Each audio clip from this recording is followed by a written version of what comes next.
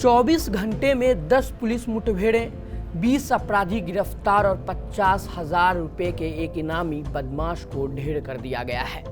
लेकिन उत्तर प्रदेश में ये सिर्फ एक दिन की कहानी नहीं है। पिछले 9 सालों में 17,000 से ज्यादा पुलिस मुठभेड़ें हो चुकी हैं। हर दिन करीब 5 एनकाउंटर हुए हैं। सरकार इसे अपराध के खिलाफ जीरो टॉलरेंस नीति का हिस्सा बताती है। वहीं कुछ लोग कानून और जवाबदेही से जुड़े सवाल भी उठाते रहे हैं। ऐसे में ये जानना जरूरी है कि ये यूपी का एनकाउंटर मॉडल है क्या और इसके आंकड़े क्या कहते हैं। नमस्कार, मैं नितेश झा, आपका स्वागत है डायलॉगस में। इस वीडियो को इत्मीनान से देखिए और डायलॉगस को फॉलो करना ना भूलें। चलिए हालिया मामलों से शुरुआत करते हैं। कानून व्यवस्था की समीक्षा बैठक में सीएम योगी ने कई जिलों के अधिकारियों को सख्त निर्देश दिया था। इसके कुछ ही समय बाद प्रदेश के अलग अलग हिस्सों में पुलिस कार्रवाई तेज हो गई। गाजियाबाद में 50,000 रुपए के इनामी असद को मुठभेड़ में मार गिराया गया। ये वही असद था जिसने बकरीद के दिन छात्र सूर्या की हत्या कर दी थी।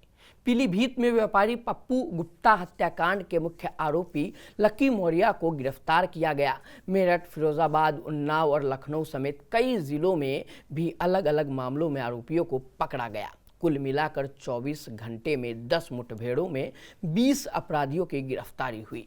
हालांकि इन घटनाओं को समझने के लिए पिछले 9 सालों के आंकड़ों को देखना जरूरी है। उत्तर प्रदेश सरकार के मुताबिक मार्च 2017 से अब तक प्रदेश में कुल 17,043 पुलिस मुठभेड़ें हुई हैं, यानी औसतन हर दिन करीब 5 एनकाउंटर। इन कार्रवाइयों के दौरान 34,253 अपराधियों को गिरफ्तार किया गया, जबकि 11,834 अपराधी घायल हुए हैं। इन अभियानों में पुलिस को भी नुकसान उठाना पड़ा। आधिकारिक आंकड़ों के अनुसार अपराधियों के साथ मुठभेड़ों के दौरान 18 पुलिसकर्मी शहीद हुए, जबकि 1852 पुलिसकर्मी घायल हुए हैं। क्षेत्रवार आंकड़ों पर नजर डालें तो मेरठ जोन सबसे आगे रहा है। यहाँ 4,813 मुठभेड़ें दर्ज की गई। इन कार्रवाइयों में लगभग 9,000 अपराधियों को गिरफ्तार किया गया, 3,513 अपराधी घायल हुए और 97 अपराधियों की मौत हुई। वाराणसी जोन दूसरे स्थान पर रहा, जहां लगभग 1,300 मुठभेड़ों में लगभग 2,500 अपराधियों को गिरफ्तार किया गया और 29 अपराधियों की मौत हुई। आगरा जोन में 2,494 मुठभेड़ों के दौरान 5,845 अपराधियों को गिरफ्तार किया गया, जबकि 24 अपराधी मारे गए। इसके अलावा बरेली जोन में 21 और लखनऊ जोन में 24 अपराधियों की मौत मुठभेड़ों में हुई। लेकिन इस पूरी चर्चा का एक कानूनी पहलू ये भी है कि भारतीय कानून में एनकाउंटर की कोई अलग कानूनी परिभाषा नहीं है। पुलिस को केवल कानून के तहत आवश्यक और वैध बल प्रयोग की अनुमति है। यदि किसी मुठभेड़ में किसी व्यक्ति की मौत होती है तो उसकी जांच अनिवार्य मानी जाती है। सुप्रीम कोर्ट ने 2014 में पुलिस मुठभेड़ों को लेकर विस्तृत दिशा निर्देश जारी किए थे। इसमें स्वतंत्र जांच, एफआईआर दर्ज करने और पूरे मामले की पारदर्शी पड़ताल जैसे प्रावधान शामिल हैं।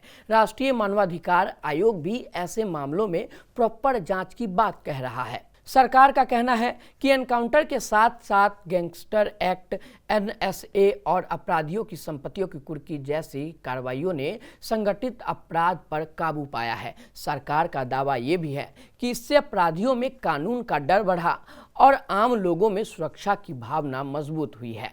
वहीं मानवाधिकार संगठनों और विपक्षी दलों का कहना है कि किसी भी लोकतांत्रिक व्यवस्था में कानून का शासन सर्वोपरि होना चाहिए और हर पुलिस कार्रवाई की निष्पक्ष जांच होनी चाहिए।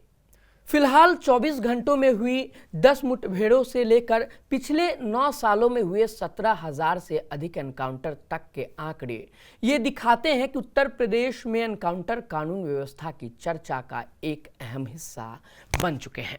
समर्थक इसे अपराध नियंत्रण का प्रभावी मॉडल मानते हैं, जबकि सरकार के इस तरीके से तर्क न रखने वाले जवाबदेही और कानूनी प्रक्रिया पर जोर देते हैं। लेकिन आज एनकाउंटर मॉडल देश भर में बहस और चर्चा का विषय बना हुआ है।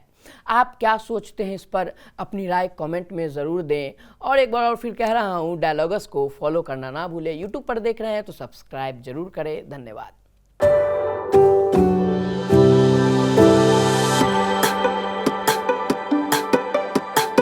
Every book has a journey, and every author has an untold story.